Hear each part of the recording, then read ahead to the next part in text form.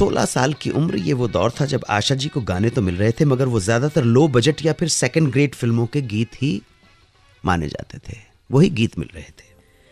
जीवन में स्ट्रगल चल रहा था और इसी दौरान जीवन में कठिनाइयां थीं, स्ट्रगल था, संघर्ष, मुसीबतें। सडनली आशा जी को प्यार हो गया।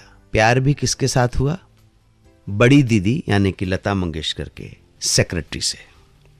नाम था गणपतराव भोंसले। शादी करने की इच्छा जाहिर की, बहन को बताया, मां को बताया, परिवार वालों को बताया। परिवार के ना करने के बावजूद, असहमत होने के बावजूद, अपने से बहुत साल उम्र में कई साल बड़े गणपतराव भोंसले से आशा जी ने विवाह कर लिया और भाई बहन मां को छोड़ के चली गई ससुराल। शादी के समय उनके पति की कमाई सिर्फ 100 रुपए थी। पतिदेव आशा के गाने के खिलाफ तो नहीं थे, पर थोड़े से पुराने विचारों के आदमी थे और आशा के सास ससुर भी पुराने कंजर्वेटिव ख्यालों के आदमी थे। इसलिए कहीं ना कहीं उनके गाने को लेकर ससुराल में भी विरोध होना शुरू हो गया था। ऊपर से आर्थिक परेशानी, परिवार का विरोध, इन सब हालातों की वजह से आशा जी के जीवन में पर्सनल और प्रोफेशनल दोनों ही एंड पे संघर्ष शुरू हो गया। परिवार के विरोध के बावजूद आशा जी ने अपने गाने के सपने को, शौक को मरने नहीं दिया। वो ट्रेन से सफर करती थी और गाने के लिए दूर दूर तक निकल जाती थी, जहां भी स्टूडियो हुआ करते थे। और जो भी ऑफर मिलता, किसी भी ग्रेड की फिल्म में ऑफर मिलता, घर तो चलाना था। 1953 में निर्देशक बिमल रॉय ने आशा जी को फिल्म परिणीता में संगीतकार अरुण कुमार के साथ गाने का मौका दिया। इसके बाद राज कपूर ने 1954 में फिल्म बूट पॉलिश में मोहम्मद रफी के साथ गाने के लिए साइन किया। गाने के बोल थे, नन्हे मुन्ने बच्चे तेरी मुट्ठी में क्या है, और गाना हो गया पॉपुलर।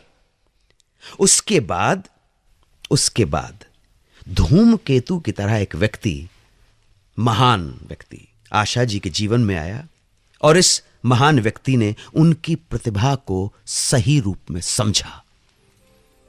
उस व्यक्ति का नाम था ओपी नैयर। नैयर साहब ने आशा जी के अंदर मौजूद ग्रेटनेस को समझा और 1956 की फिल्म सीआईडी में गाने का मौका दिया। उसी समय एक और अवसर मिला, बीआर चोपड़ा की फिल्म नया दौर में। यह फिल्म 1957 में रिलीज हुई थी। म्यूजिक ओपी नैयर।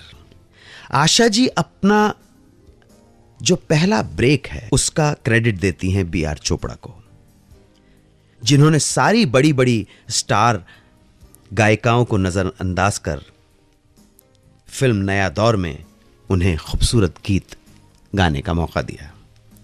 ओपी नैयर जी के सवाल पे वो कहती हैं उनके पास दो ही ऑप्शन थे, या तो वो मेरी बहन लता जी से गवाते या फिर मुझसे।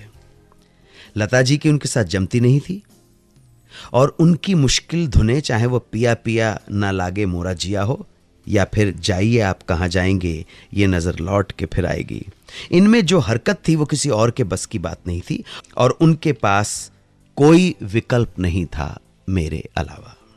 आशा जी ने अपनी गायकी, अपने अंदाज और वर्सिटैलिटी की वजह से खुद को उन सबसे अलग खड़ा कर दिया, अपने आप को उन सबसे अलग जुदा मुकाम बनाया। यही वजह थी कि इतने बड़े बड़े नामों के बीच आशा सबके दिलों की चहेती बनी रही।